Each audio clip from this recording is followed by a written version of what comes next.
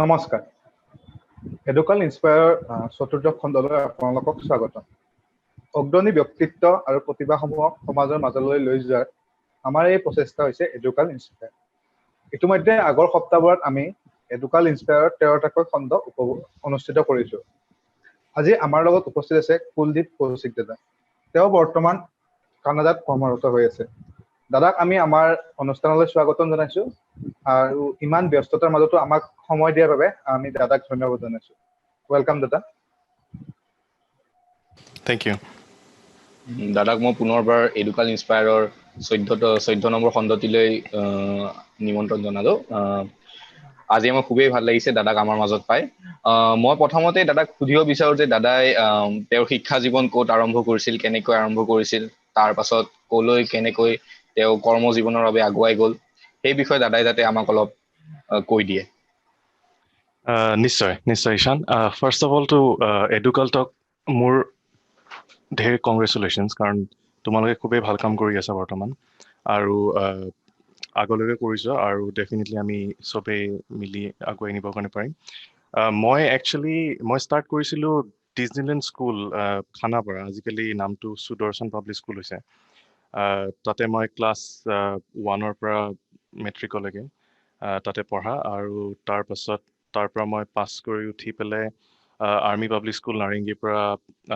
HS কৰিলোঁ HS কৰি উঠি আছাম ইঞ্জিনিয়াৰিং কলেজত মই চিভিল ইঞ্জিনিয়াৰিং ডিপাৰ্টমেণ্টৰ পৰা গ্ৰেজুৱেশ্যন কৰি পেলাই মোৰ মাজৰ ফেজটো অলপ ইণ্টাৰেষ্টিং কাৰণ মই পঢ়ি থকাৰ সময়তে মই ইণ্টাৰ্ণশ্বিপ এপ্লাই কৰিছিলোঁ একচুৱেলি বেলেগ ইউনিভাৰ্চিটিৰ কাৰণে কাৰণ মোৰ ইচ্ছা আছিলে যে মাষ্টাৰ ডিগ্ৰীটো বেলেগত কৰিম মানে আউটছাইড ইণ্ডিয়া তো মই সেই ইণ্টাৰ্ণশ্বিপৰ কাৰণে actually University of British Columbia ভেনকুভাৰৰ পৰা প্ৰফেচাৰ এজনে তেওঁ এগ্ৰী কৰিলে যে আফটাৰ গ্ৰেজুৱেশ্যন মই আহি পেলাই 3 মাহ এটা কাম কৰিবৰ কাৰণে লাগিব চ' মই ৰিজাল্ট নাপাওঁতে আছাম ইঞ্জিনিয়াৰিং কলেজৰ ৰিজাল্ট নাপাওঁতে মই ভেনকুভাৰ আহিলোঁ 2014ত মই 3 মাহ তাৰপাছত ইয়াতে ইণ্টাৰ্ণশ্বিপ কৰি 2014ৰ অক্টোবৰ মাহত মই ঘূৰি গ'লোঁ এণ্ড দেন মই তাতে প্ৰায় 1 বছৰ কাম কৰিলোঁ এটা ফাৰ্ম এটাত এণ্ড দেন মই মাজত মাষ্টাৰ্ছৰ কাৰণে এপ্লাই কৰিছিলোঁ আকৌ UBC ভেনকুভাৰতে বিকজ ইয়াতে মই স্কলাৰশ্বিপ পাইছিলোঁ এণ্ড অল দেন তাৰপাছত মোৰ প্ৰায় 2.5 বছৰ সময় লাগিলে থিচিছখন কমপ্লিট কৰোঁতে তাৰপিছত 2017ৰ নৱেম্বৰৰ 30 তাৰিখে থিচিছখন জমা দি ডিচেম্বৰ 1 তাৰিখৰ পৰা মই ইয়াতে কামত ষ্টাৰ্ট কৰিছোঁ আৰু অলৰেডি 2.5 years হৈ গ'ল চ' কাৰেণ্টলি মই ফাষ্ট এন এপ বুলি কোম্পানী এটাত কাম কৰি আছোঁ এজ এন ইঞ্জিনিয়াৰ মই এতিয়া প্ৰফেশ্যনেল ইঞ্জিনিয়াৰ হিচাপে পোৱা নাই আৰু মোৰ 6 মাহ লাগিব after that I can apply for PhD degree as well তো ঠিকে চলি আছে আৰু চাওঁ আগলৈকে কি কৰিব কাৰণে পৰা যায় ধন্যবাদ দাদা আজিৰ আমাৰ সেশনৰ যেটো টপিক আৰ্থকুইক ইঞ্জিনিয়াৰিং এই টপিকটো এটা খুব নিশ টপিক খুব এটা স্পেশালাইজড টপিক যেটোৰ ওপৰত আমাৰ সাধাৰণ মানুহৰ জ্ঞানটো ৰিলেটিভলি অকমান কম গতিকে মই আপোনাক সুধিব বিচাৰিছো যে আজিৰ দিনত আৰ্থকুইক ইঞ্জিনিয়াৰিং এই যেটো বিষয় এই বিষয়টোৰ প্ৰাসংগিকতা কি ৰিলেভেন্সটো কি সেই বিষয়ে আপোনাৰ পৰা জানিব বিচাৰিছো for sure earthquake engineering to actually এটা streamlined study from civil engineering বা structural engineering কোনবাই যদি undergrad civil engineer কৰিছে তেতিয়া আৰু অলপ specialized degree কৰিবৰ কাৰণে earthquake engineering কৰিবৰ কাৰণে পাৰে relevance to মই এইটোৱে কওঁ যে আমি যেহেতু আমাৰ বেসটো অসম আমি অসমৰ পৰা আহা বা তাতে বৰ্তমান যেটো সিচুৱেশন আসামত বহুত কেটা আৰ্থকুৱেক অলৰেডি হৈ গৈছে আৰু মই যেতিয়া প্ৰেজেন্টেশনটো দি পেলে যাম ভালকে মই বুজাই যাম বস্তুটো কি ৰেলেভেন্স বাট ক'ব কাৰণে এইটোৱে বিচাৰিছো যে এইটো এটা most sometimes it's more an emotion কাৰণ মই দেখা পোৱা নাই 1950 আৰ্থকুৱেকটো মোৰ ককাহঁতে দেখা পাইছিলে আৰু বহুতখিনি বস্তু ডিভাস্টেট হৈ পেলাই গৈছিলে বহুতে কয় ব্ৰহ্মপুত্ৰ একচুয়ালি কোৰ্সটো চেঞ্জ হৈ গৈছিলে তো সেইবোৰ বস্তু জানিবৰ কাৰণে বা আমি এটা বিল্ডিং কেনেকৈ বনাবৰ কাৰণে পাৰোঁ বা তোমাৰ যিকোনো এটা ষ্ট্ৰাকচাৰ কেনেকৈ বনাবৰ কাৰণে পাৰোঁ যাতে আৰ্থকুৱেকটো ৰেজিষ্ট কৰিবৰ কাৰণে পাৰে। তুমি আৰ্থকুৱেক প্ৰুফ কৰিবৰ কাৰণে নোৱাৰা of course because it takes a lot of money, but earthquake ৰেজিষ্ট কৰিবৰ কাৰণে পাৰা হিচাপে যদি ষ্ট্ৰাকচাৰ্ছ তুমি বনাবৰ কাৰণে বিচাৰা তেতিয়াহ'লে it make sense to go' for earthquake engineering. আৰু of course I agree that it's a very niche topic, কিন্তু তুমি যদি স্পেচিয়েলাইজ কৰিবৰ কাৰণে পাৰা there are lots of scopes and opportunities. So' মোৰ ক্ষেত্ৰত আহিছিলে ইটছ ফ্ৰম এন ইম'শ্যন, সেনেকৈ মই পঢ়ি গৈছিলোঁ বা সেনেকৈ মই গ'লোঁ, বাট বিভিন্ন ধৰণৰ মানুহৰ কাৰণে বেলেগ বেলেগ ধৰণৰ এক্সপিৰিয়েঞ্চ হ'ব কাৰণে পাৰে। স্পেচিয়েলি যেতিয়া মই বৰ্তমান কেনেডাৰ ৱেষ্ট কোষ্টত আছোঁ, it's very prone to earthquake as well. ত' মোৰ কাৰণে গোটেইখিনি সময়ে মই আৰ্থকুৱেকৰ লগতে লাগি থাকা, চ' সেইকাৰণে ৰেলেভেঞ্চটো মোৰ লাইফত বহুত বেছি। কিন্তু তোমালোকে যিহেতু আণ্ডাৰগ্ৰেড কৰি আছা বা কোনোবাই যদি HS পাছ কৰি আহি ইঞ্জিনিয়াৰিং কৰিবৰ কাৰণে বিচাৰিছে, I really want them to study that as well because পিছলৈকে বহুতখিনি কামত আহিব।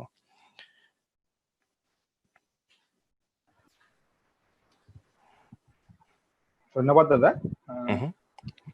ইয়াৰ পিছত আপোনাৰ ছেশ্যনটো আৰম্ভ কৰাৰ আগতে মই আমাৰ অডিয়েঞ্চসকলক উদ্দেশ্যি কিছু কথা ক'ব বিচাৰোঁ যে আপোনালোকৰ ছেশ্যনটোৰ ভিতৰত যদি আপোনালোকৰ কিবা সুধিব লগা থাকে আপোনালোকে চেট বক্সত লিখি দিব পাৰে। ইয়াৰ লগতে আমি ছেশ্যনটোৰ একেবাৰে শেষত আপোনালোকৰ কাৰণে এখন গুগল ফৰ্ম দিম, যিখন আপোনালোকে ফিল আপ কৰি দিব বা আৰু পৰৱৰ্তী সময়ত এডুকাল ইনস্পায়াৰ আমি কেনেধৰণৰ বিষয় লৈ আহিলে আপোনালোক উপকৃত হ'ব পাৰে সেই বিষয়ে আমাক জনাব পাৰে। ইয়াৰ পিছত এডুকাল ইনস্পায়াৰ আগৰ যি 13টা খণ্ড অনুষ্ঠিত হৈ গৈছে সেই সকলোকেইটি খণ্ডৰ এডিটেড ভিডিঅ' আমাৰ ইউটিউব চেনেল এডুকালটোত উপলব্ধ। আপোনালোকে সেইবোৰৰ ভিডিঅ' চাব পাৰিব। আপোনালোকক লিংকসমূহ আমি চেট বক্সত দি দিম। আৰু গুগল ফৰ্মখনৰ লগতে আপোনালোকক এটি হোৱাটছএপ গ্ৰুপৰ লিংক দিয়া হ'ব, যিটো গ্ৰুপত আপোনালোকে জইন কৰিলে আমি আপোনালোকক পৰৱৰ্তী সময়ত এডুকেশ্যনৰ আপডেট বা ইনস্পায়াৰ ছেশ্যনবোৰৰ আপডেট আপোনালোকক দিব পাৰিম।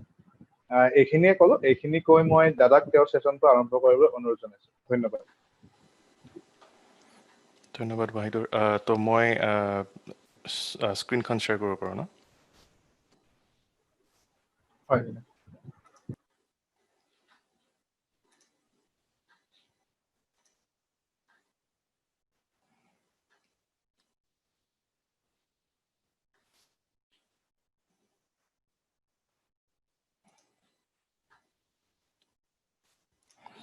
তোমালোকে দেখা পাইছানে? জাষ্ট কোনোবাই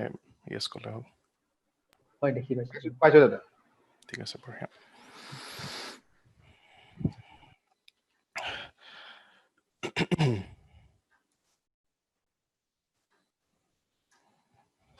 আচ্ছা, তো মই আৰম্ভ কৰোঁ। মই লাহে লাহে যাম খুব, আৰু কি বুলি কয়, ট্ৰাই টু কিপ, মই যিমানখিনি চিম্পল ৱেত ক'ব কাৰণে পাৰোঁ সিমানখিনি ক'ব কাৰণে চেষ্টা কৰিম, বিকজ বহুতখিনি টেকনিকেল জাৰ্গনছ থাকে আৰু মই নিবিচাৰোঁ যে কিছু কনফিউজন ক্ৰিয়েট হওক। তো মই বেচিকেলি কিছু কথা ক'ম, অকল আৰ্থকুৱেক ইঞ্জিনিয়াৰিং বুলিয়ে নহয়, আৰ্থকুৱেকটোনো কি হয়, ভূমিকম্পনো কি হয়, কিয়নো আহে, বা তাৰ লগতনো কি কি বস্তু আমি কৰিবৰ কাৰণে পাৰোঁ যাৰ পৰা কিছু বস্তু এভইড কৰিবৰ কাৰণে পাৰি। কাৰণ অলৰেডি মানুহে কৈছে যে earthquake doesn't kill you, the buildings do. তো তুমি যদি বিল্ডিং এটা ভালকৈ ডিজাইন কৰা বা ব্ৰিজ এখন যদি ভালকৈ ডিজাইন কৰা, তো সেইখন যদি ভাঙি নপৰে আৰ্থকুৱেকৰ সময়ত, তেতিয়াহ'লে definitely it's a very good process. আৰু মই সেনেকৈ ক'বৰ কাৰণে বিচাৰিম। আৰু এজ আই গ' মই প্ৰথমতে কাব্যনীলহঁতক কৈছিলোঁ যে কিবা কুৱেশ্যন থাকিলে ডিৰেক্টলি সুধিবৰ কাৰণে মাজতে, বাট সেইটো কৰিব নালাগে, পিছত সুধিলে হ'ল মোক। অ'কে, চ' আউটলাইনটো অলপ মই বনাই পেলাই দিছিলোঁ যে প্ৰথম কথাটো হৈছে যে ষ্ট্ৰাকচাৰেল ডিজাইনটোনো কি হয়, আমিনো বিল্ডিং কেনেকৈ বনাওঁ, আমিনো ব্ৰিজ কেনেকৈ বনাওঁ, আৰু সেইটোৰ পৰাই মই অলপ গুচি গৈ পেলাই আৰ্থকুৱেকৰ বিষয়ে ক'ম, য'ত কেনেকৈ আৰ্থকুৱেক সৃষ্টি হয়, বা অলপ অসম আৰু নৰ্থ আমেৰিকা দুটাৰে যিহেতু it's very prone to seismic waves, so' মই দুটাৰ বিষয়ে অলপমান ক'ম। তাৰপাছত মই জনাম যে কেনেকৈনো আমি এছেছ কৰোঁ, কেনেকৈনো আমি জানো যে ইমানখিনি ফ'ৰ্চ আহিলে আমি কেনেকৈ বিল্ডিংটো ডিজাইন কৰিব লাগিব যাতে এইটো উইথষ্টেণ্ড কৰিব কাৰণে পাৰে। চ' খুব সহজ ভাষাত মই ক'ম যাতে চবেই বুজি পায়। আৰু ফ'ৰ্থ পইণ্টটো যিটো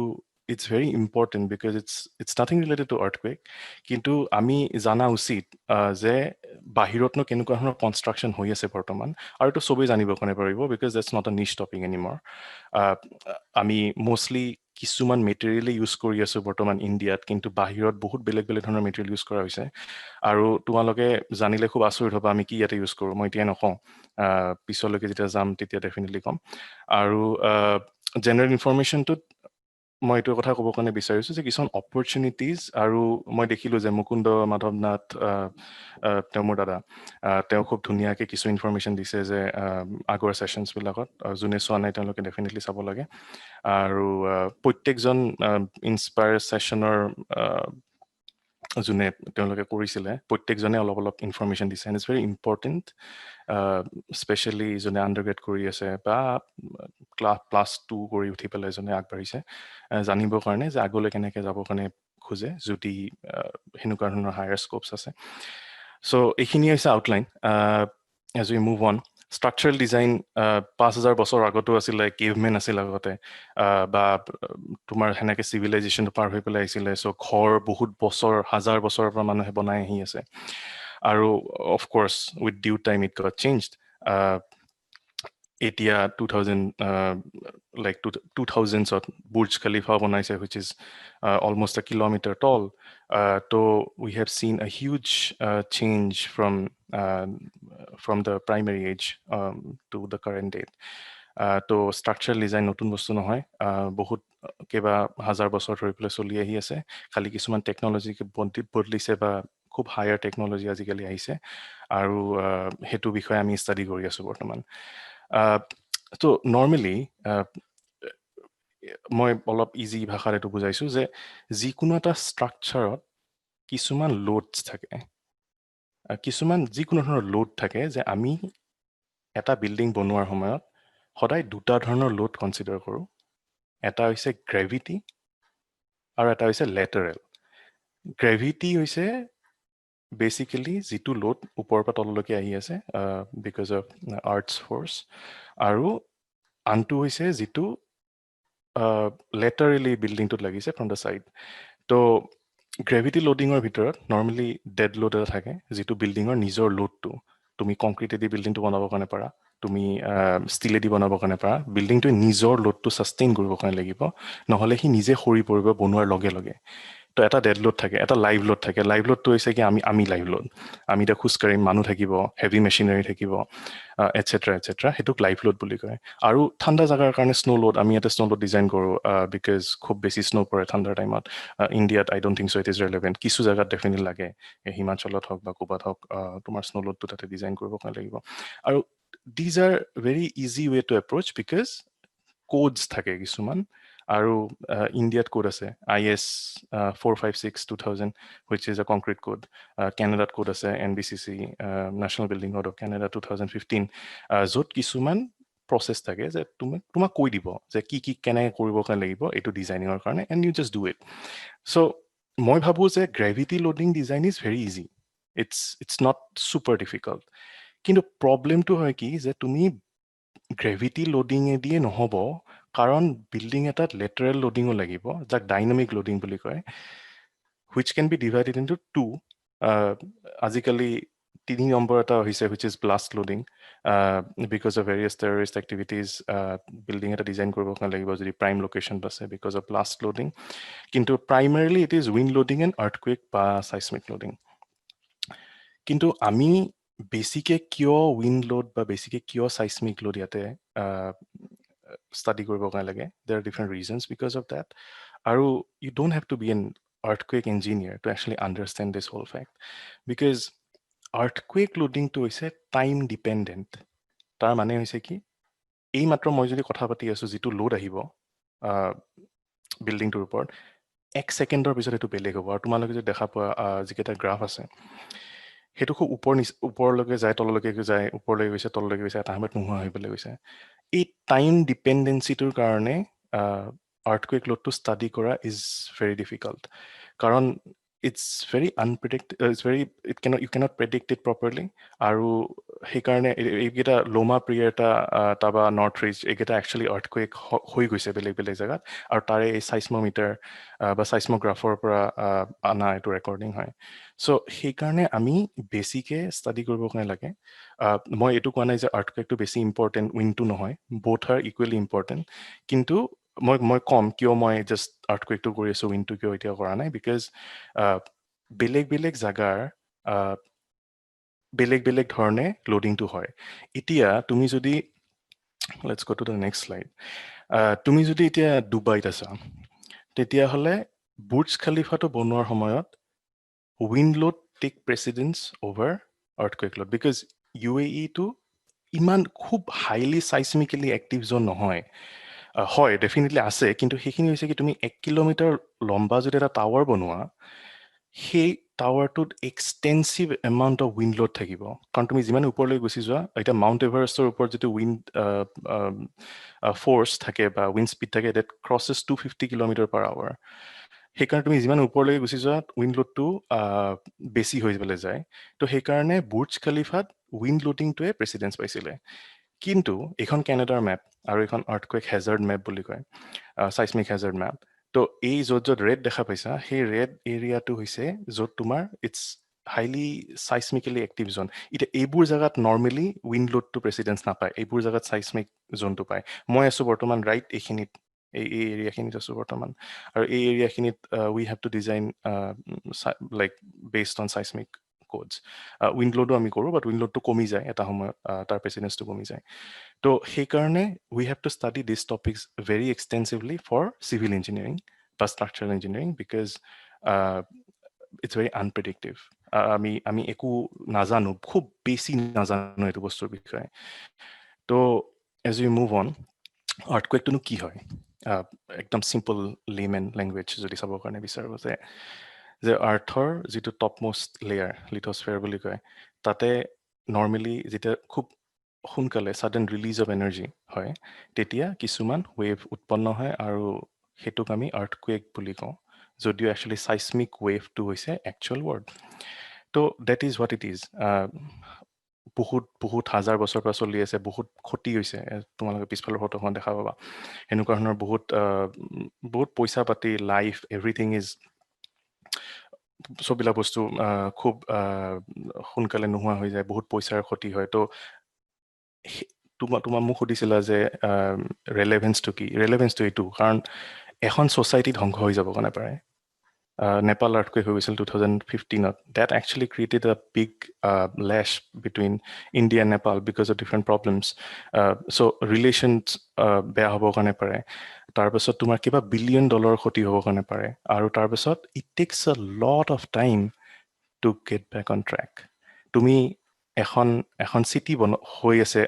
লাইক 300 বছৰৰ পৰা ইভলভ হৈ পেলাই চাপ'জ এখন চিটি হ'ল এদিনৰ earthquake and everything just devastated right so' ইঞ্জিনিয়াৰ্ছবোৰে নিজে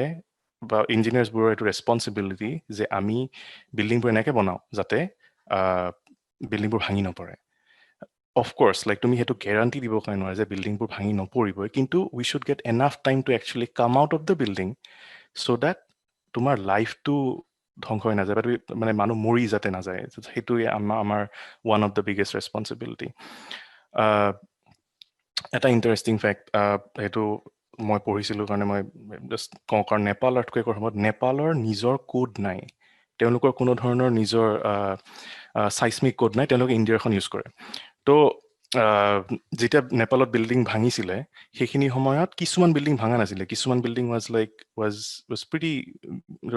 pretty good response of that India so' basically তেওঁলোকে ইণ্ডিয়াৰ কোড ফ'ল' কৰিছে যিবিলাকত কোড ফ'ল' কৰিছিলে সেইবিলাক বিল্ডিং একচুৱেলি খুব ভালকৈ আছে ক্ৰেক হৈছে সেইবিলাক বেলেগ কথা কিন্তু ভাঙি পৰা নাই তো that was a very practical application আমি দেখা পাইছিলোঁ ইণ্ডিয়াৰ কোডখনত যে ইটছ আপ টু ষ্টেণ্ডাৰ্ড আৰু সেইকাৰণে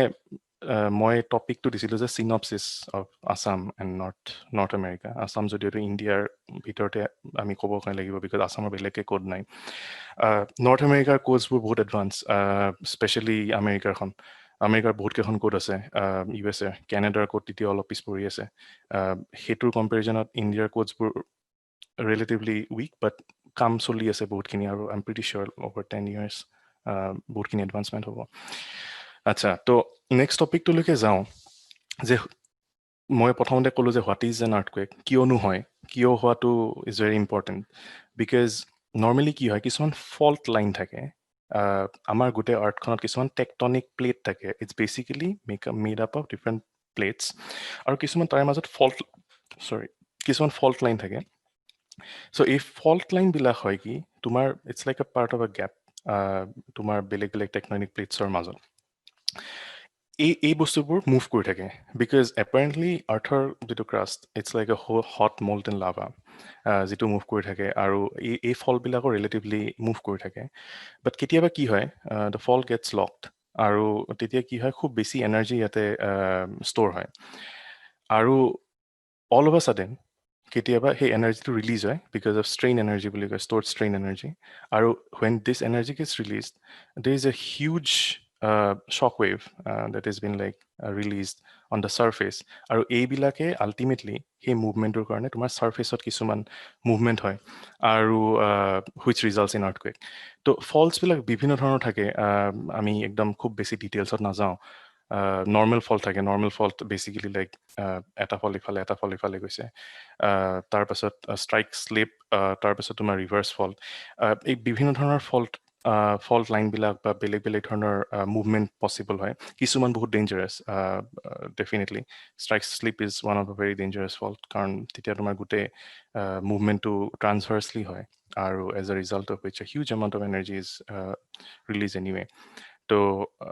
হুইচ কেন বি কেটাষ্ট্ৰফিক। তো এতিয়া কিনো তাৰ পৰা ওলায়, ত' বেচিকেলি এনাৰ্জিটো বাৰু ৰিলিজ হ'ল, তাৰপাছত কি হয়, কিছুমান ৱেভছ ওলায়। আমি ডেফিনেটলি ৱেভছবোৰ দেখা নাপাওঁ, কিন্তু দেৰ ডিফাৰেণ্ট প্লেচেছ, স্পেচিয়েলি ছেন এণ্ড্ৰিয়াছ ফল্ট যিটো আছে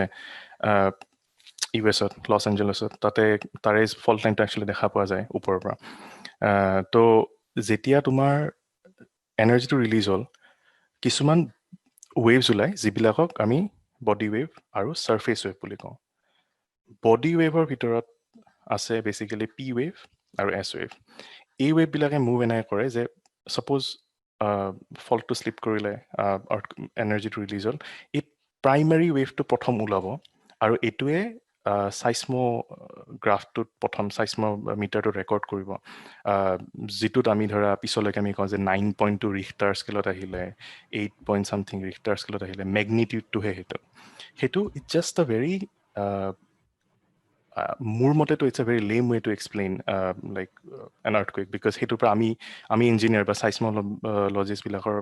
doesn't make any sense, because apparently there are lot of other things,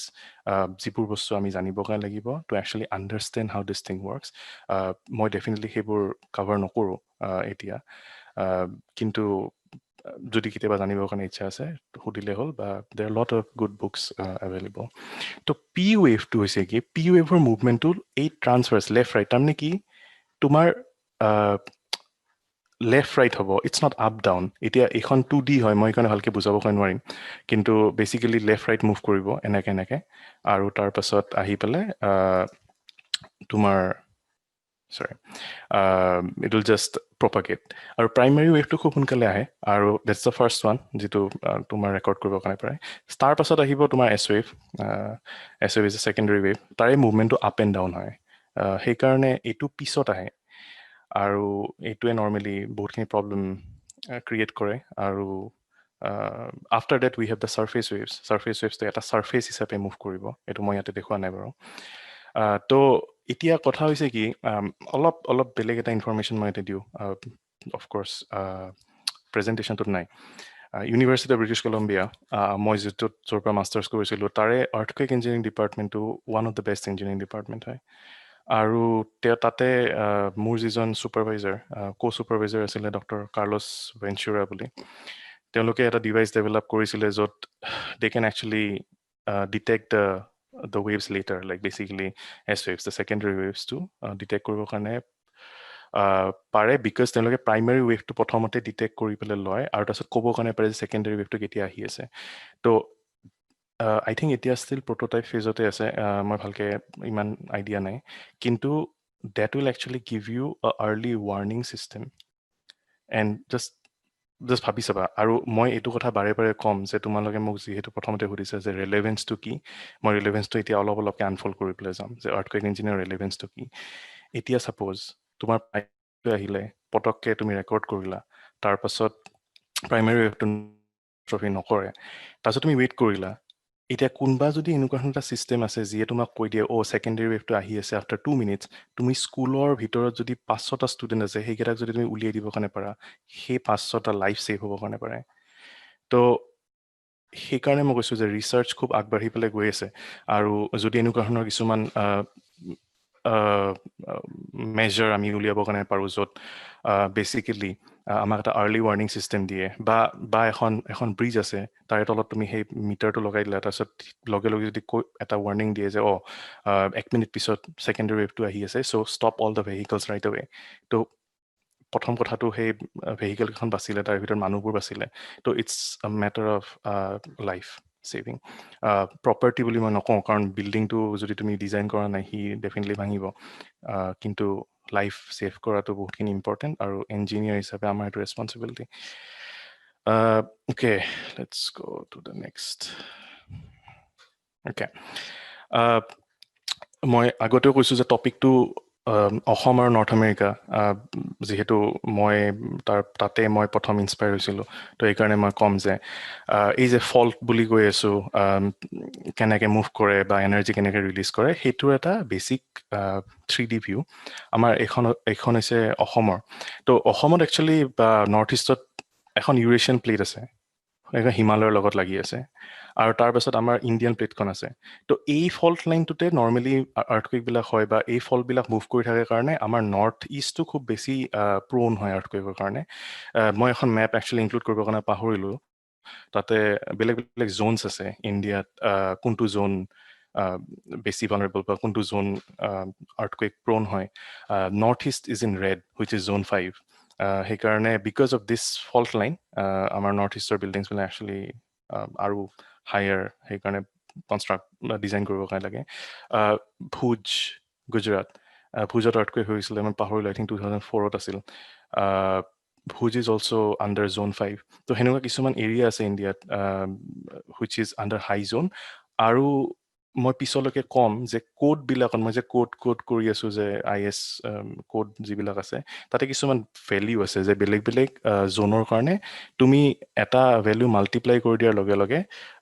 আমাৰ ডিমাণ্ডটো বেছি হৈ যায় আৰু সেইমতে ডিজাইন ফ'ৰ্চটো তুমি সেনেকৈ ডিজাইন কৰিব লাগে চ' সেইবোৰ মানুহে ৰিচাৰ্চ কৰিছে বহুত চাইণ্টিষ্টে ৰিচাৰ্চ কৰিছে বহুত ইঞ্জিনিয়াৰ ৰিচাৰ্চ কৰিছে স্পেচিয়েলি IIT ৰুৰকীত তাৰ পৰা এইবোৰ কোডবোৰ উলিয়াইছে আৰু সেনেকৈ বৰ্তমান ডিজাইন প্ৰচিডিউৰবিলাক চলি আছে তোমালোকে যদি ৰাইট হেণ্ড চাইডৰ ডায়েগ্ৰামটো চোৱা এইখিনিত মই আছোঁ ভেনকুভাৰত বৰ্তমান ইয়াতে এইখিনি আৰু বেছি ইণ্টাৰেষ্টিং কাৰণ আমি একচুৱেলি এটা জেগাত পৰোঁ যিটোত কেস্কেডিয়া আৰ্থকুৱেক বুলি কয় বা ছাবডাকশ্যন জ'ন বুলি কয় এই ফল্ট লাইনটো আমাৰ ওচৰদি গৈছে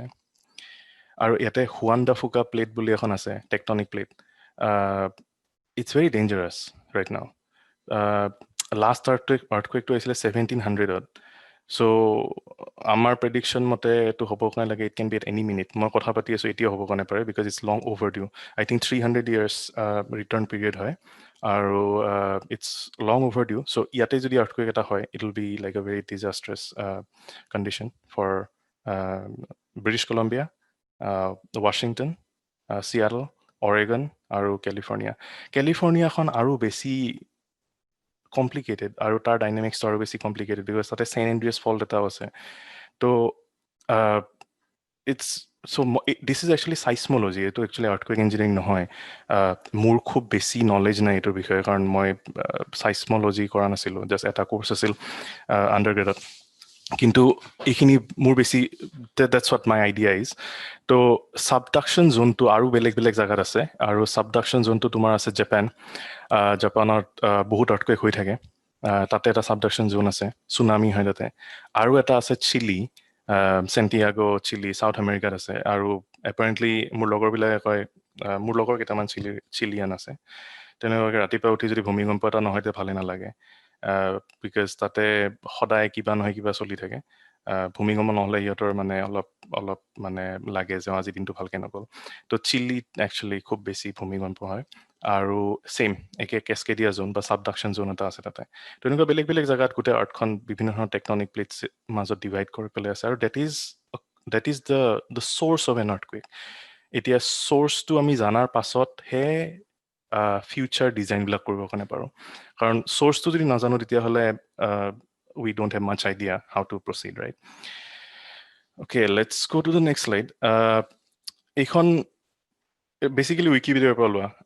major earthquake in Assam and North America বহুত কেইটাই হৈ গৈছে কিন্তু ইমান জাগা নাই বা ইমান সময় নাই বুজাবৰ কাৰণে কিন্তু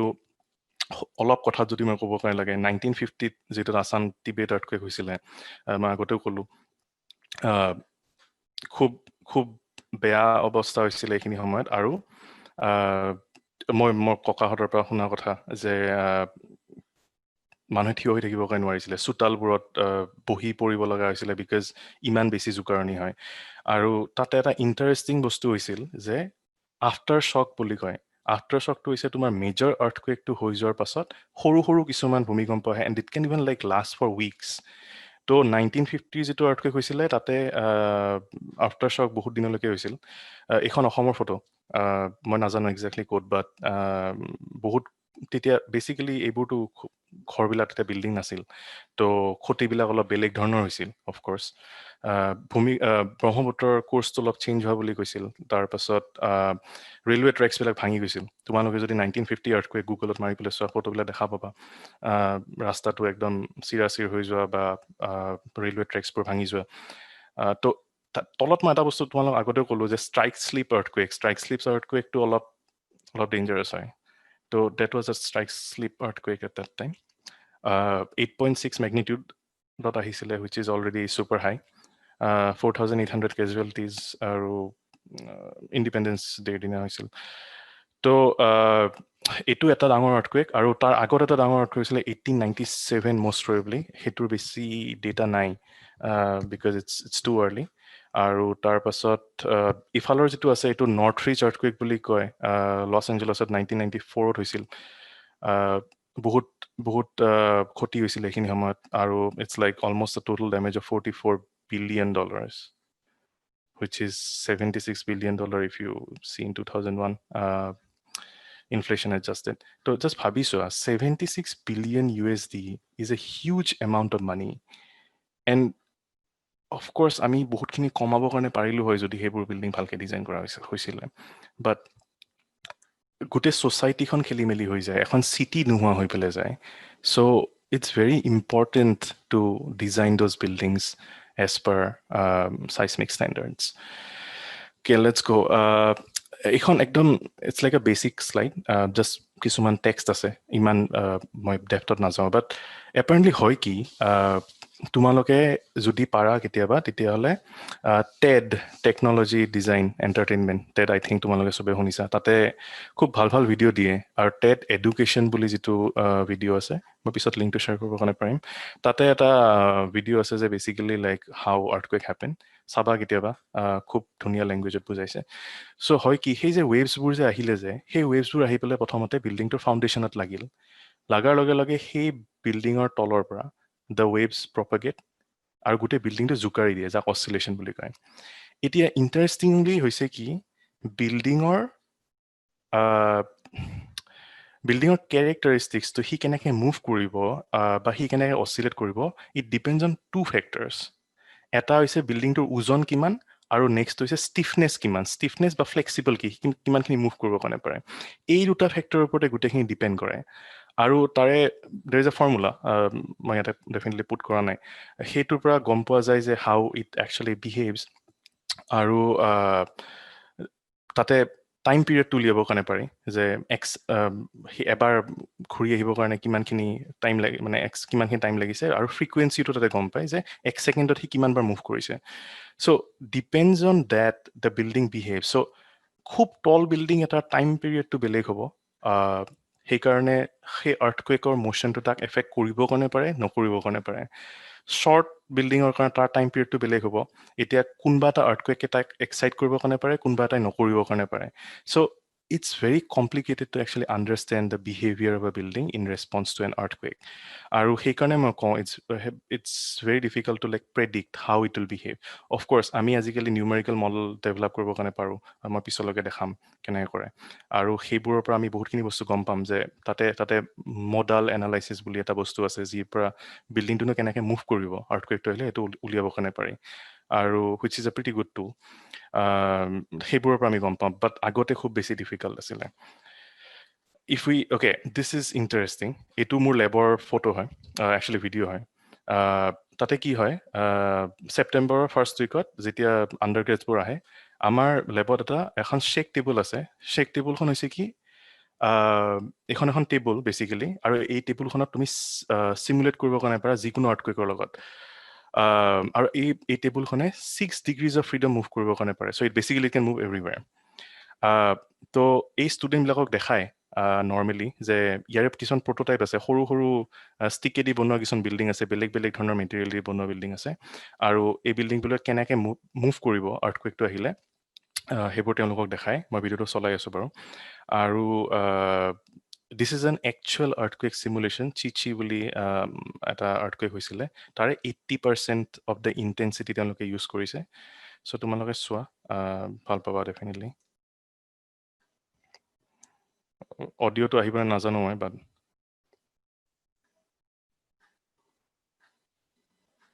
শ্বেক টেবুলখন মুভ কৰিব লাহে লাহে।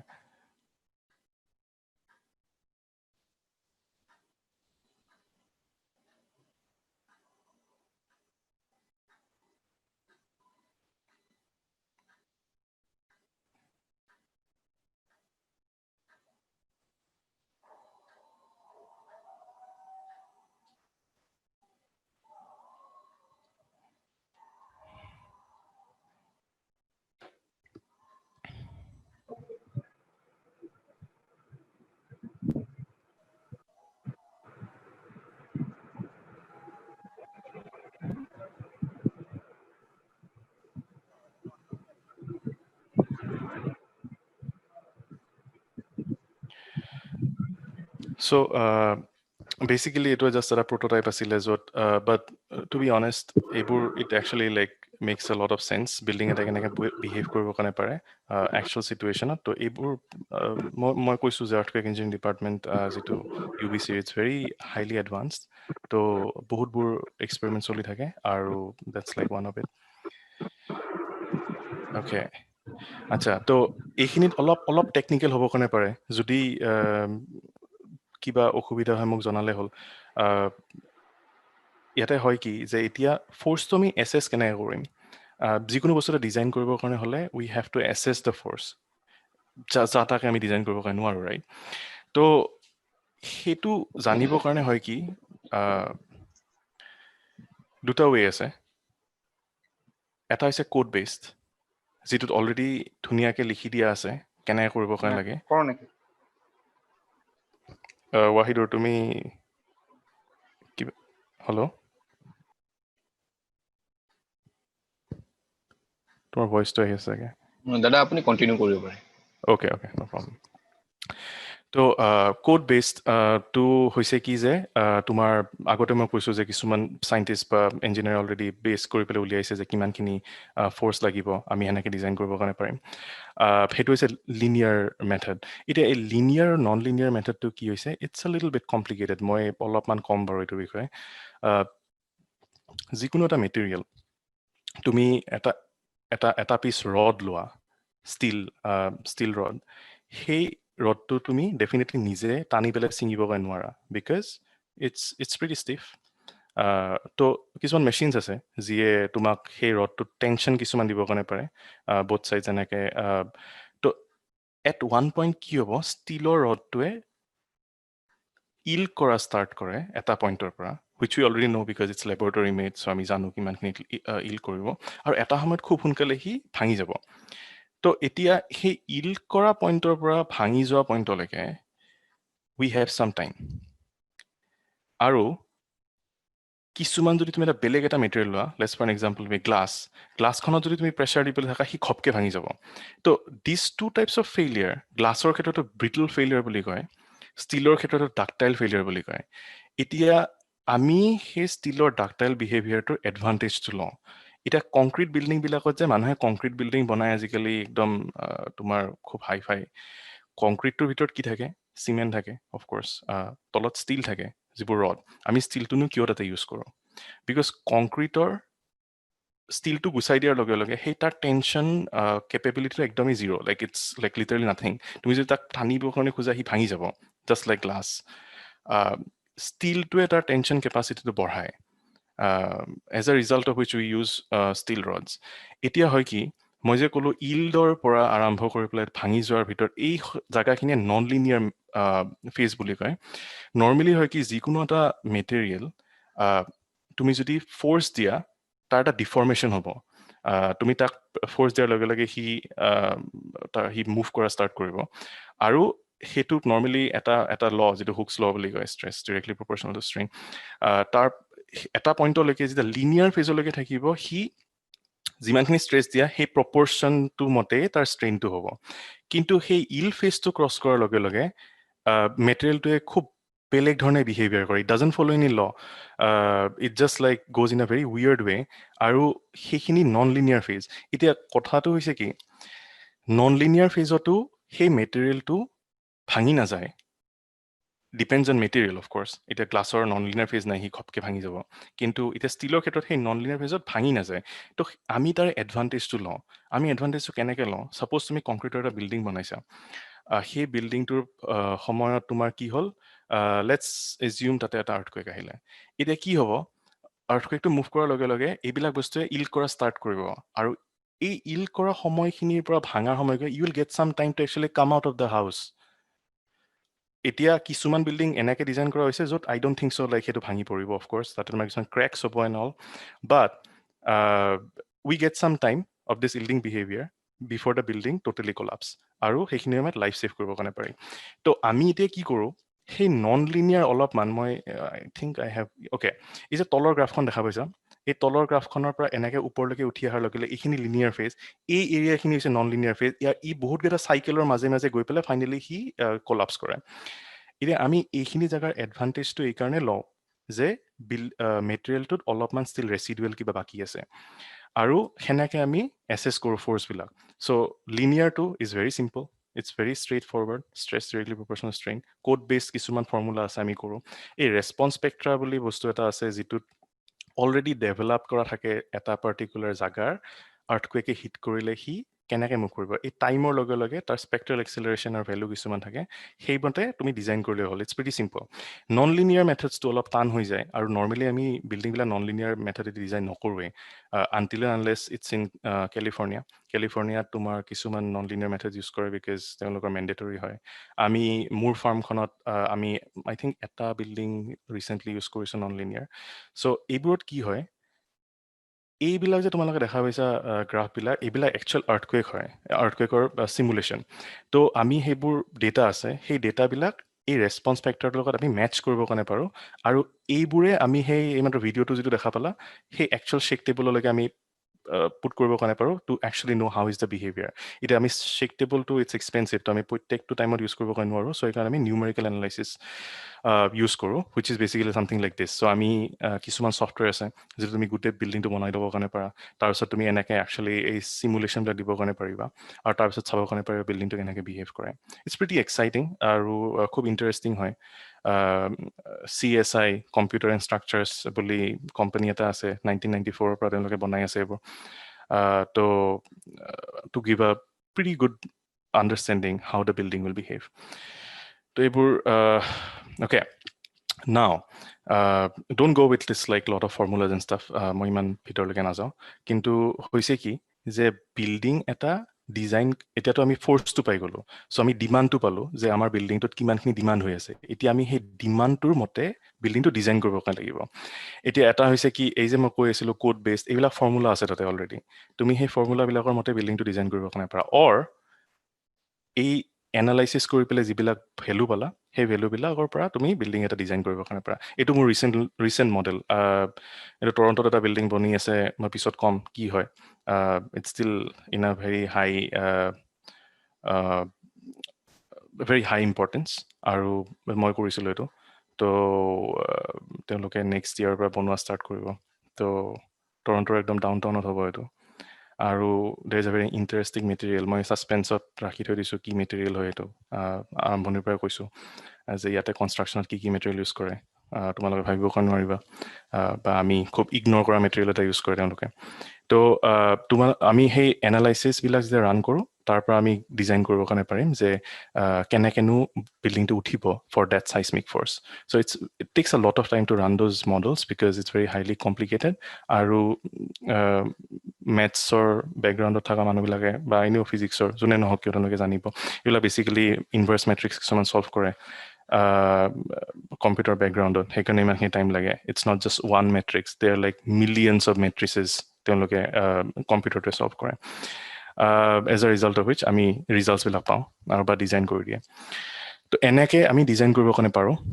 নাও comes the interesting part okay কিছুমান এতিয়া চাইচমিক কণ্ডিশ্যনৰ কাৰণে কিছুমান বস্তু আমি ইউজ কৰোঁ যিয়ে ৰেজিষ্ট কৰিবৰ কাৰণে পাৰে তাৰে ভিতৰত কিছুমান ভেৰি ইণ্টাৰেষ্টিং বস্তু আছে এক্সাম্পল টিউন মাছ টেম্পাৰ এই টিউন মাছ টেম্পাৰটো হ'ল কি এইটো হৈছে টাইপ A 101 টাইৱানত আছে বিল্ডিং এটা আৰু তাৰে ভিতৰত এটা খুব হেভি মাছ লাইক ছেভাৰেল থাউজেণ্ড টনছ মাছ এটা ওপৰৰ পৰা হেং কৰি থৈ দিছে তো টিউন মাছ টেম্পাৰ বুলি কয় এক্সকিউজ মি এতিয়া যদি by chance there is an earthquake বিল্ডিংটো যদি লেফ্ট ছাইডে মুভ কৰে এইটোৱে ৰাইট ছাইডে মুভ কৰে and it phases out the movement তো এই ডেম্পাৰটো টিউন কৰা আছে বিল্ডিংটোৰ লগত যে যেতিয়াই ভূমিকম্প আহিব সি যদি যোনফালে মুভ নকৰে কিয় ই উল্টাফালে মুভ কৰি তাক ফেজ আউট কৰে as a result of which the building doesn't sway anymore সি খুব বেছি লেফ্ট ৰাইট মুভ নকৰে this is one of the method you can actually use in buildings to resist seismic waves. নেক্সটটো যদি যাওঁ তেতিয়া এইটোক কয় চাইচমিক বেছ আইচলেশ্যন মই আগতেও কৈছোঁ যে প্ৰথমতে ফাউণ্ডেশ্যনটোতহে আহি পেলাই লাগিব তাৰ পাছত বিল্ডিংটোৰ ওপৰলৈকে যাব তুমি যদি এই গোটেই ফাউণ্ডেশ্যনটো যদি আইচলেট কৰি দিবৰ কাৰণে পাৰা তেতিয়াতো কোনো কেছেই নাই ন তো এইটো টেকন'লজি হৈছে কি যে কিছুমান ৰাবাৰ বেয়াৰিংছ ইউজ কৰি পেলাই ফাউণ্ডেশ্যনটো আইচলেট কৰি দিয়ে as a result of which মাটিটো যে ইফালে লেফ্ট ছাইড বহুতখিনি মুভ কৰিবৰ কাৰণে পাৰে বাট বিল্ডিংটো মুভ নকৰে ইয়াৰ মুভমেণ্টটোৰ লগত এই ৰিলেটিভ মুভমেণ্টটো কমপ্লিটলি বেলেগ হয় আৰু সেই তোমালোকে দেখা পাইছে ইয়াতে এৰ'জবোৰ আছে ভূমিকম্প আহিলে ওপৰটো লেফ্ট ৰাইট খুব বেছি মুভ কৰিবৰ কাৰণে পাৰিব বাট এইটো ক্ষেত্ৰত ইটছ ভেৰি লেছ বিকজ তুমি ফাউণ্ডেশ্যনটো আইচলেট কৰি দিছা it's very an expensive method but খুব যদি ইম্পৰ্টেণ্ট বিল্ডিং হয় এতিয়া ছাপ'জ কি ইম্পৰ্টেণ্ট বিল্ডিং মই যদি এতিয়া কওঁ যে ধৰা আমাৰ reserve bank of India reserve bank of ইণ্ডিয়াৰ যিটো আমাৰ ব্ৰাঞ্চ আছে গুৱাহাটীত বা তোমাৰ হাইকোৰ্টটো এনেকুৱা ধৰণৰ ইম্পৰ্টেণ্ট বিল্ডিংবিলাকত তুমি এনেকুৱা ধৰণৰ টেকনিক ইউজ কৰিবৰ কাৰণে লাগে even hospitals because those are first responders কাৰণ কিবা যদি এটা হয় হস্পিটেলখনে যদি ভাঙি থাকে তে মানুহক কোনে বচাব তো সেইকাৰণে এতিয়া হস্পিটেলখনত তুমি যদি বেছ আইচলেট কৰি দিয়া তেতিয়াহ'লে কি হ'ব অন্য বিল্ডিং নাভাঙিলেও অন্য বিল্ডিং ভাঙিলেও মানুহ আনি পেলাই এটলিষ্ট হস্পিটেলখন সোমাব কাৰণে পাৰিব বা খুব মেইন পুলিচ হেডকোৱাৰ্টাৰটো তাতে যদি তুমি বেছ আইচলেট কৰা তেতিয়াহ'লে পুলিচ হওক বা ফায়াৰ ব্ৰিগেড হওক তেওঁলোকে হেল্প কৰিব কাৰণে পাৰে অন্য মানুহক বিকজ তেওঁলোকৰ বিল্ডিংটো নাভাঙে anyway so' that's a second way third these are like even more interesting things ইয়াতে কিছুমান ব্ৰেচিংছ ইউজ কৰে আই থিংক এইটো চিকাগোৰ কোনোবা বিল্ডিং হয় ইয়াতে কিছুমান ব্ৰেচিং ইউজ কৰে এক্স ব্ৰেচিং বুলি কয় বা এল ব্ৰেচিং বুলি কয় মই আগৰ ফটোখন দেখাম চ' এইটো দেখা পাইছা ন like this is like an L Z shape তো এই বস্তুটো আমি মডেল কৰি আছিলোঁ ইয়াতে তোমালোকে দেখা পাবা এইবোৰ যে সৰু সৰু কিছুমান ব্ৰেচ আমি এনেকৈ ব্ৰেচবোৰ ডিজাইন কৰিছিলোঁ so' see like the thing is theory is directly put in to practical এক বছৰ পিছত সেই বিল্ডিংটো বনাবও কোনোবাই based on our design so' that's what it makes like very interesting it's not just like research বা paper পঢ়ি থাকিব বা মই এইটো কথা ক'বকৈ নাযাওঁ যে অন্য টপিক থিয়ৰিটিকেল টপিকবোৰৰ এপ্লিকেশ্যন নাই অফক'ৰ্ছ আছে কিন্তু মই এইটো কথা কৈছোঁ যে আজিৰ দিনত মইতো বনাই আছোঁ অহা বছৰ সেইটো একচুৱেলি ষ্টেণ্ড হ'ব based on our design which is very cool that's what I was telling তো ইয়াতে কিছুমান ব্ৰেচিংছ ইউজ কৰে আৰু তাৰ পাছত আদাৰ ইয়াতে ভিস্কাছ ডেম্পাৰ বুলি আৰু এটা বস্তু আছে ইয়াতে কিছুমান ফ্লুইড তেওঁলোকে ইউজ কৰে আৰু এই ফ্লুইড ফ্ৰিকশ্যনটোৰ কাৰণে কি হ'ব কম্প্ৰেছ কৰি দিয়াৰ লগে লগে বিল্ডিংটোৰ মুভমেণ্টটো ৰেজিষ্ট কৰিবৰ কাৰণে পাৰে it can be a friction damper it can be তাতে পানীও হাইড্ৰলিক ডেম্পাৰ্ছ দিবৰ কাৰণে পাৰে বা যিকোনো ধৰণৰ ফ্লুইড ডেম্পাৰ্ছ ইউজ কৰিবৰ কাৰণে পাৰে ইয়াতে হয় কি ফ্লুইডটো কম্প্ৰেছ হ'ব কম্প্ৰেছ হোৱাৰ লগে লগে is very difficult to like compress the fluid like of course not to zero' তো অলপমান তাৰ বেচিকেলি ভলিউম স্পেচটো কমি যাব যাৰ কাৰণে সি এডিশ্যনেল ফ'ৰ্চ এটা উল্টা চাইডে দিব যাৰ কাৰণে বিল্ডিংটো যদি ইফালে মুভ কৰি আছে সি ৰেজিষ্ট কৰিব so' these are expensive ones কিন্তু বিল্ডিংটো যদি বহুত ইম্পৰ্টেণ্ট হয় then you can use it মই ব্ৰিজ টপিকটো ইয়াতে ইনক্লুড কৰা নাই কাৰণ মই বেচিকেলি ব্ৰিজ ইঞ্জিনিয়াৰ নহয় চিমিলাৰ কাইণ্ড অফ টেকনিক্স ব্ৰিজতো লগাব কাৰণে পাৰি আৰু ইনফেক্ট লগায়ো তো it can be in dams as well তো চবফালেতো ষ্ট্ৰাকচাৰ আছে ন দেৰ আৰ ডেমছ ব্ৰিজেছ বিল্ডিংছ তো চবতে এনেকুৱা ধৰণৰ কনচেপ্ট লগাব কাৰণে পাৰি ডেমত ডেফিনেটলি নহ'ব ডেমটো অলপ বেলেগ ধৰণৰ হয় কথাটো কিন্তু বিল্ডিংছৰ ক্ষেত্ৰত ইজ ভেৰি ৰিলেভেণ্ট অ'কে এতিয়া এইখিনিত মই আৰ্থকুৱেক ইঞ্জিনিয়াৰিং পাৰ্টটো এৰিম কাৰণ কি বুলি কয় এইখিনি বেচিকেলি অলপ জানিবৰ কাৰণে বস্তু আছিলে কেনেকৈ ডিজাইন কৰে বা কি কথা বাৰ্তা এতিয়া যিটো নেক্সট টপিকটোলৈকে মই যাম সেইটো মই খুবেই বেছি ইণ্টাৰেষ্টিং বুলি ভাবোঁ কাৰণ it's like the material that has been used in Canada or Europe বা US যিটো বৰ্তমান আমি ইউজ কৰি আছোঁ আৰু সেইটো হৈছে কি যে ছাষ্টেইনেবিলিটি যে construction in north American sustainable design new era of sustainable construction materials. Let's go to the next verse. আচ্ছা তো আমাকনো কিয় সাস্টেইনেবল মেটেৰিয়েল লাগে কাৰণ আমাৰ বৰ্তমান কাৰ্বন ডাইঅক্সাইড এমিশ্যনটো ইমান বেছি বাঢ়ি গৈছে এনভাইৰনমেণ্টত mostly from transportation and a big amount for buildings like 47% from buildings আৰু তাৰে মেইন হৈছে কংক্ৰিট আৰু ষ্টীল যিটো মোষ্টলি ইউজ কৰে বিল্ডিংছৰ ক্ষেত্ৰত all over the world which results in a huge amount of carbon dioxide emission তো আমি ছাষ্টেইনেবিলিটিৰ কথাও ভাবিব কাৰণে লাগিব অকল এইটো নহয় যে তুমি ঘৰ বনাই গৈছা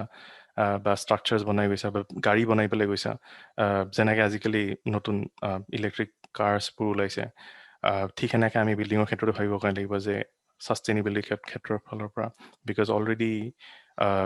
there's a lot of environmental pollution তো আমাৰ কিছুমান মিনছ লাগে যাৰ পৰা আমি এইটো ৰখাব কাৰণে পাৰোঁ আৰু কংক্ৰিটে সেইটো নিদিয়ে বা ষ্টীলে সেইটো নিদিয়ে তো কিহে দিয়ে সেইটো হৈছে কাঠে দিয়ে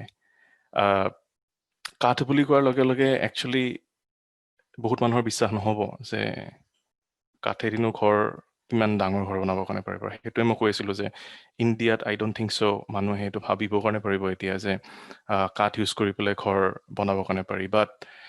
বনাই ঠাণ্ডা জেগাত এতিয়া শ্বিলঙৰ ফালে বহুত টিম্বাৰ হাউচ আছে কিন্তু নৰ্মেল চিটি এটাত আই ডোণ্ট থিংক চ' কিন্তু ইয়াতে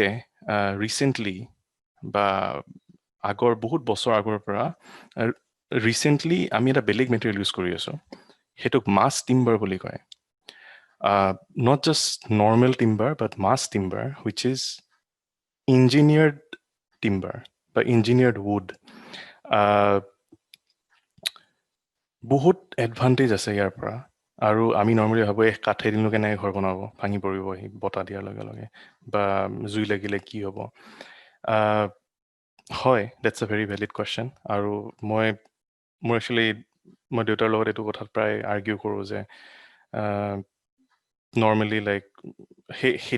সেই পাৰ্টিকুলাৰ দৃষ্টিভংগী যিটো হয় সেইটো আমাৰ চবৰে আছিল তেওঁ মোক সেইটো কথা কৈছিলে যে কাঠেদি ঘৰ বনাৰ লগে লগেতো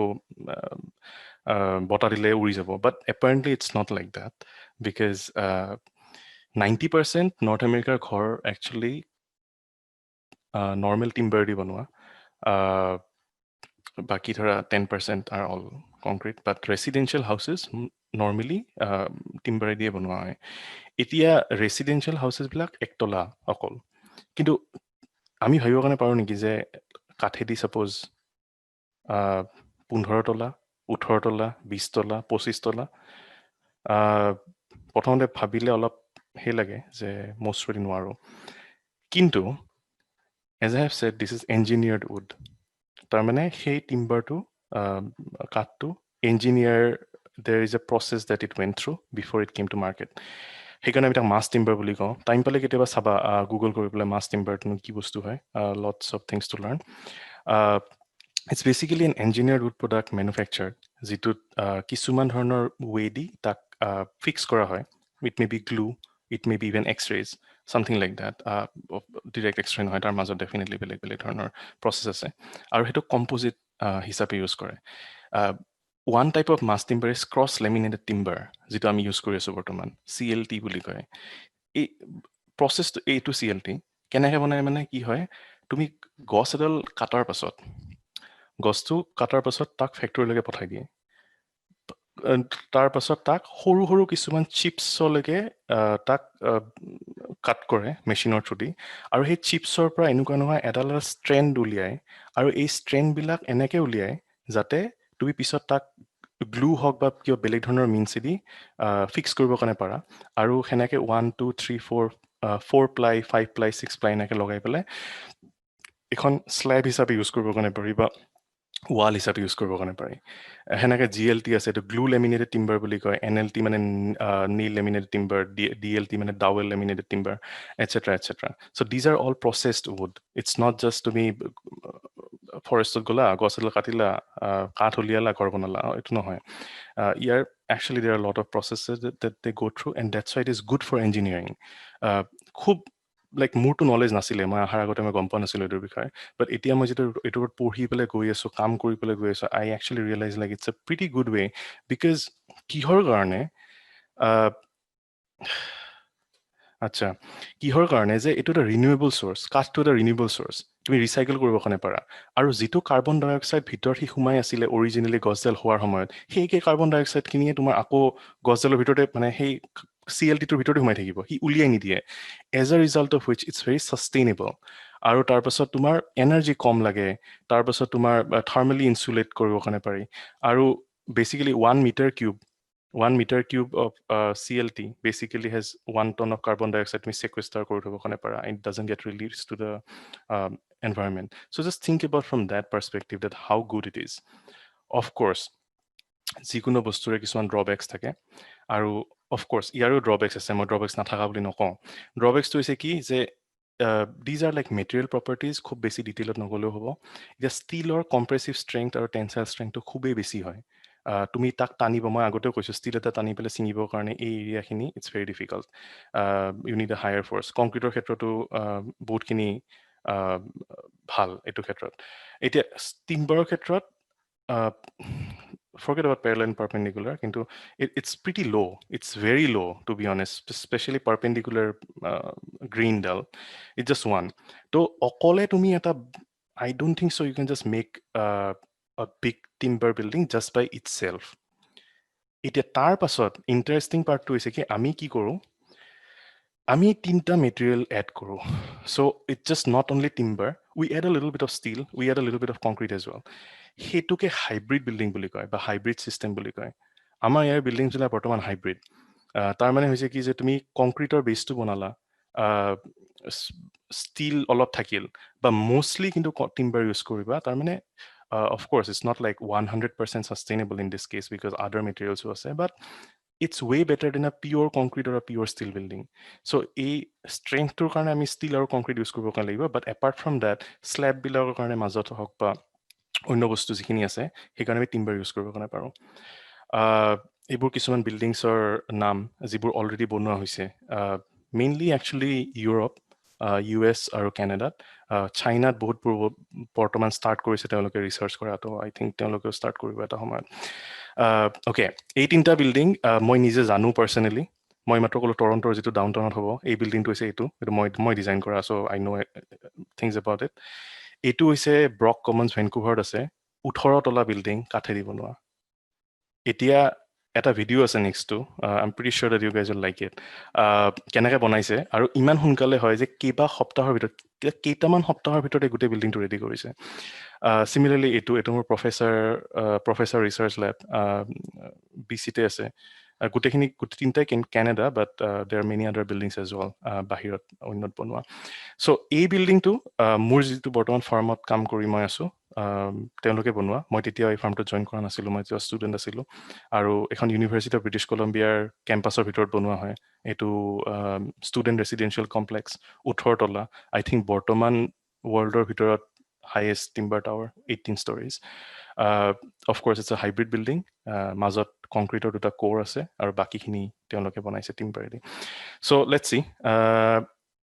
এইটো মোৰ আই থিংক লিংকটো দিয়া আছে so' it depends on the internet connection কিমানখিনি ফাষ্ট হয় but let me try okay I think it will work okay let's C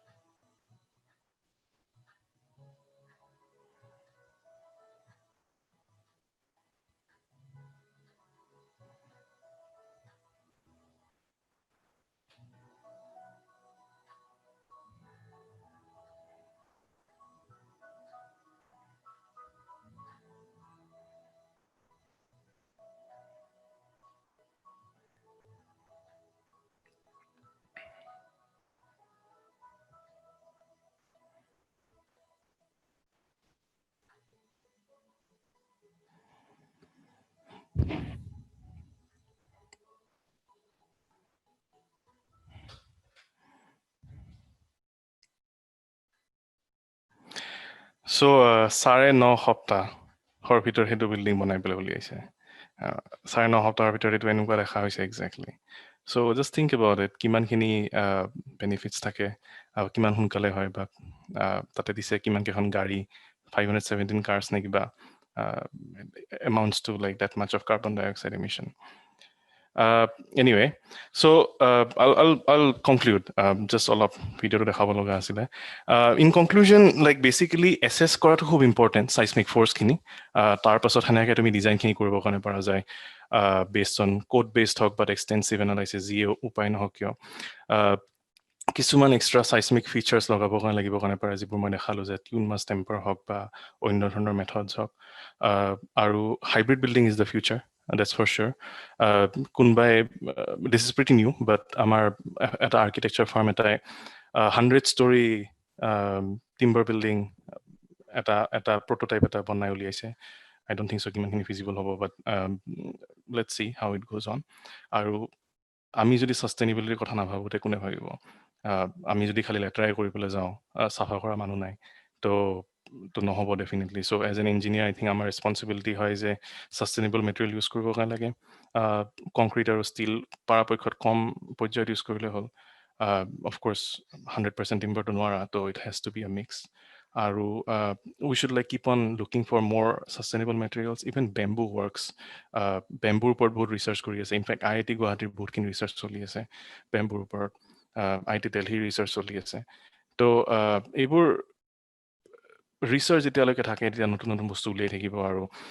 I think it's high time we should think about the environment as well তো yeah that's it মই কৈছিলোঁ general information এইখিনি অলপ information এটা আছে মোৰ phone নম্বৰটো আছে বা ইমেইল আইডিটো আছে তোমালোকে কণ্টেক্ট কৰিবৰ কাৰণে পাৰিবা যদি ইচ্ছা কৰা কেইটামান পইণ্টছ মই ইয়াতে লিখিছিলোঁ কোনোবাই যদি কুৱেশ্যন সোধে I think it's face to face সোধা বেছি ভাল হ'ব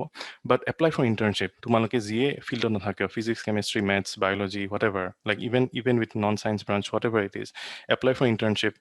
স্পেচিয়েলি মই অসমত থকা মানুহখিনিৰ কথা কওঁ বা ফেল'শ্বিপৰ কাৰণে এপ্লাই কৰা যদি ইচ্ছা আছে বাহিৰত আহিবৰ কাৰণে বা বাহিৰত আহিবৰ কাৰণে যদি ইচ্ছা নাইও তথাপিও ইণ্টাৰ্ণশ্বিপছবোৰ কৰিলে বহুতখিনি নলেজ বাঢ়ে আৰু পাৰিলে এখন দুখন পেপাৰ থকাটো থাকিলে ভাল হয় I don't know কোনে কেনেকৈ বিচাৰে কোনোবা যদি একাডেমিক লাইনত আহিবৰ কাৰণে বিচাৰে তেওঁলোকে ডেফিনেটলি পেপাৰ্ছ লাগিব আণ্ডাৰগ্ৰেড থাকোঁতে অলপ দুই এটা প্ৰজেক্ট যদি কাৰোবাৰ কোনোবা প্ৰফেচাৰ আণ্ডাৰত কৰিবৰ কাৰণে পাৰা আই থিংক ইটছ ৰিয়েলি নাইচ তো এইখিনি দুই এটা কাম মই নিজে কৰিছিলোঁ আৰু মই ভাবোঁ কি যে এইখিনি মোৰ ক্ষেত্ৰত কোনো গাইড কৰা মানুহ নাছিলে খুব কষ্টৰ কৰি পেলাই কামখিনি কৰিব লগা হৈছিল কিন্তু তাৰ পাছলৈকে আজিকালি দেখিছোঁ বহুত মানুহ বাহিৰলৈকে আহে পঢ়িবৰ কাৰণে বা খুব ভাল কাম ভিতৰতো কৰি আছে বাহিৰলৈকে চবে অহাটো দৰকাৰ নাই you can do a lot of things inside as well তো এইখিনি কৰাত I think it's very important তোমালোকৰ ভাল হ'ব আৰু এক্সপিৰিয়েঞ্চ বাঢ়িব কিছু so' I think that's it thank you তোমালোকে কেনেকৈ বাকীখিনি ছেশ্যনটো আগবঢ়াই নিয়া কাব্যনীল মই ষ্টপ শ্বেয়াৰ কৰোঁ ধন্যবাদ দাদা আচলতে আপুনি ইমান সহজে এনেকুৱা এটা টপিক এটা ইমান সুন্দৰকৈ এক্সপ্লেইন কৰিলে খুবেই ভাল লাগিল মই এতিয়া আমাৰ চেট বক্সত অহা কেইটামান কুৱেশ্যন কিছুমান ল'বলৈ গৈছোঁ মই আপোনালৈ পঢ়ি দিছোঁ কুৱেশ্যন কেইটা প্ৰথম প্ৰশ্নটো হ'ল যে how far have we come in being able to predict future earthquakes? Does the rate of earthquake depends on weather? That's a very good question. মই চাওঁ part by part যদি answer কৰিব কাৰণে পৰা যায় future earthquake as I have said determine কৰা it's very difficult মই মোৰ নিজৰ knowledge বা মই মোৰ laboratory knowledgeৰ পৰা যদি কওঁ তেতিয়াহ'লে I don't think so it is feasible as of now মই প্ৰথমতে ক'লোঁ যে প্ৰাইমেৰী ছেকেণ্ডেৰী ৱেভৰ কথা প্ৰাইমেৰী ৱেভটো আমি ডিটেক্ট কৰিবৰ কাৰণে পাৰিছোঁ তাৰপাছত এই আৰ্লি ৱাৰ্ণিং ছিষ্টেম কিছুমান দিয়া হৈছে বা তেওঁলোকে এইটোৰ ওপৰত কাম কৰি আছে which will definitely give us a little bit better perspective যে নেক্সট ৱেভটো কেতিয়া আহি আছে বা হাউ ডিভাষ্টেটিং ইট কেন বি বাট তুমি যদি মোক সোধা যে এসপ্তাহৰ পাছত ভূমিকম্প আহিব নেকি আই ডোণ্ট থিংক চ' কোনো এখন ইউনিভাৰ্চিটি বা ৰিচাৰ্চ লেবে বৰ্তমান ক'ব কাৰণে পাৰিব আৰু weather I don't think so it has anything to do with it because whatever is happening under the ground. It's about a fault system. Of course, like I think rain seepage through the core or the fault definitely may have some impact, but normal weather logot kuno link nai because it's mostly how to use it. It's a geophysical phenomena or basically which is related to Earth. ধন্যবাদ দাদা মই ইয়াৰ পিছৰ কুৱেশ্যনটো লৈছোঁ তেওঁ সুধিছে যে are there certain months of the year that are some seismically active than others এটোতো একে weather type হ'ল no মই no বুলি এইকাৰণে ক'ব কাৰণে বিচাৰিছোঁ যে কোনো ধৰণৰ ডিৰেক্ট কোৰিলেশ্যন মই নিজে দেখা নাপাওঁ কোনোবা যদি এইটোৰ ওপৰত কাম কৰি আছে বা ৰিচাৰ্চ কৰি আছে তেতিয়াহ'লে I don't know' about it but from my perspective I don't think so' a month has to do anything to do with earthquake I don't think so' that's correct yeah ধন্যবাদ দাদা ইয়াৰ পিছৰ কুৱেশ্যনটো হৈছে যে how are human activities contributing to earthquakes মানে human এক্টিভিটিৰ কিবা আৰ্থকুৱেকৰ লগত জড়িত আছে নেকি yeah that's a nice question কাৰণ মই কওঁ যে there is a correlation for sure because আমি basically we have taken a lot of advantage over earth right আমি মাটি খান্দি আৰু মাটি খান্দা মানে মই 1 ফুট বা 2 ফুট মাটি খান্দাৰ কথা কোৱা নাই মই কৈছোঁ কি যে ডাঙৰ ড্ৰিলিংবোৰ হয় পেট্ৰলিয়ামৰ কাৰণে বা ডাঙৰ কিছুমান খনিবিলাকৰ কাৰণে বহুত like it's up to few kilometers actually য'ত ড্ৰিল কৰে তো I am pretty sure যে সেইবোৰ কাৰণে আল্টিমেটলি লাইক ফল্টৰ থ্ৰু দি হওক বা এনেকুৱা ধৰণৰ টেকটনিক প্লেটছৰ যদি তুমি ডিষ্টাৰ্ব কৰা তললৈকে ড্ৰিল কৰি পেলাই ইট উইল ডেফিনেটলি হেভ চাম ইম্পেক্ট এখন পেপাৰ নোহোৱাকৈ মই ডেফিনেটলি ক'বকৈ নোৱাৰোঁ যে হয়েই যে বা নহয়েই, কিন্তু আই থিংক ডেট হয়। কাৰণ তুমি সেই ছিষ্টেমটোক যদি তুমি অলপ ডিষ্টাৰ্ব কৰা,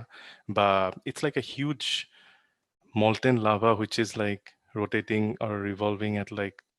very hundreds and like thousands of miles per hour. So of course তুমি ইমান তললৈকে drill নকৰা বাৰু, কিন্তু I think there is some kind of an impact for that. ধন্যবাদ দাদা। ইয়াৰ পিছৰ কুৱেশ্যনটো তেওঁ কোনোবা এটা কুৱেশ্যন এইমাত্ৰ পঠাইছে, it's a very nice question, কিন্তু সেইটো মই আনচাৰ দিব নোৱাৰিম বিকজ এনিমেলছে, আচ্ছা তুমি সুধি লোৱা, মই পিছত ক'ম বাৰু। ঠিক আছে। মই সুধিব যোৱা কুৱেশ্যনটোত বৰ্তমান তেওঁ আপোনাৰ মতামতটো বিচাৰিছে একচুৱেলি। তেওঁ লিখিছে যে sir, how much are you satisfied with earthquake management of Assam as Assam is in earthquake prone area? Nice question. Question নহয় বাৰু, তেওঁ it's basically will be a comment. Apparently Assam engineering college যিহেতু মোৰ আলমা মেটাৰ, তাৰে professor doctor Jayanta Pathak sir, তেওঁ বহুতখিনি কলাবৰেশ্যন কৰি আছিল মই যেতিয়া তাতে আছিলোঁ, আৰু আই এম প্ৰিটি শ্যোৰ এতিয়াও কৰি আছে। নৰৱেৰ অনুষ্ঠান এটাৰ লগত, আৰু earthquake disaster management, SDMA, I forgot কি মই পাহৰিলোঁ অৰ্গেনাইজেশ্যনটো কি। বহুতখিনি ধৰণৰ কলাবৰেশ্যন চলি আছিল, আৰু basically the idea of the project was চব ধৰণৰ বিল্ডিঙৰে এটা এনালাইচিছ কৰা, অফক'ৰ্ছ নট পচিবল চবৰে, বাট মেক্সিমাম ফেঞ্চি বজাৰ বিল্ডিংছবিলাকৰ এটা প্ৰটোটাইপ লৈ পেলাই সেইবিলাকৰ ওপৰত যে এনেকুৱা ধৰণৰ যদি এটা আৰ্থকুৱেক ইভেণ্ট হয়, তেতিয়া সেইবোৰে how fatal it will be, বা কিমানখিনি ভাঙি মানে কিমানখিনি ক্ষতি হ'ব। আৰু সেইটো that was I think pretty direct with disaster management authority as well. তো ৰিচাৰ্চ ৱাইজ কাম ঠিকে চলি আছে। মই এজ এন ইনষ্টিটিউশ্যন মই নাজানো, কাৰণ সেইটো অলপ পলিটিকেল হৈ যাব, কাৰণ মই নাজানো ডিজাষ্টাৰ মেনেজমেণ্ট অথৰিটি কি কৰি আছে। বাট আই ষ্টিল থিংক যে আৰু বহুতখিনি এডিশ্যন লাগিব এইবিলাকৰ ক্ষেত্ৰত, স্পেচিয়েলি একদম সৰু কথা এটা, যিটো আমাৰ ইয়াৰে আই থিংক ছেপ্টেম্বৰ 2nd উইকত হয়, আৰ্থকুৱেক আৱাৰনেছ উইক বুলি কয়। এনেকুৱা ধৰণৰ কিছুমান বস্তু লাগে গুৱাহাটী বা অসমতো, কাৰণ এতিয়া ঘপকৈ যদি এটা আৰ্থকুৱেক আহে আমিনো কিনো কৰিম। তাত এটা বস্তু আছে যে ট্ৰাইংগল অফ লাইফ বুলি কয়। ট্ৰাইংগল অফ লাইফটো হৈছে কি, যে তোমাৰ এনেকুৱা জেগা এটাত লুকাব কাৰণে লাগে যিটোৰ হুইচ ফৰ্মছ আ ট্ৰাইংগল বেচিকেলি, যে ওপৰৰ পৰা যদি কিবা এটা বস্তু সৰি পৰে যাতে তোমাৰ মূৰৰ ওপৰত নপৰে, which can be under table as well. তো এইবোৰ বস্তু আই থিংক অলপ জনোৱাটো উচিত জেনেৰেল পাব্লিকক, কাৰণ আজিকালি মানুহবিলাক ফ্লেটত থাকে। মই গুৱাহাটীৰ কথা কৈছোঁ, ফ্লেটত থাকে, আৰু তুমি যদি কোনোবা এটা 15th ফ্ল'ৰত থাকে, এটা ভূমিকম্প অহাৰ লগে লগে খুব অতি সোনকালে তললৈকে অহাটো মষ্টলি পচিবল নহ'ব কাৰণে পাৰে। তো সেনেকুৱা ক্ষেত্ৰত কি কৰিব, এনেকুৱা ধৰণৰ কিছুমান এৱাৰনেছ জগোৱাটো উচিত বা দৰকাৰ এইটো সময়ত। আৰু কিছুমান আৰ্থকুৱেক কিট লৈ থকাটো ইম্পৰ্টেণ্ট, যে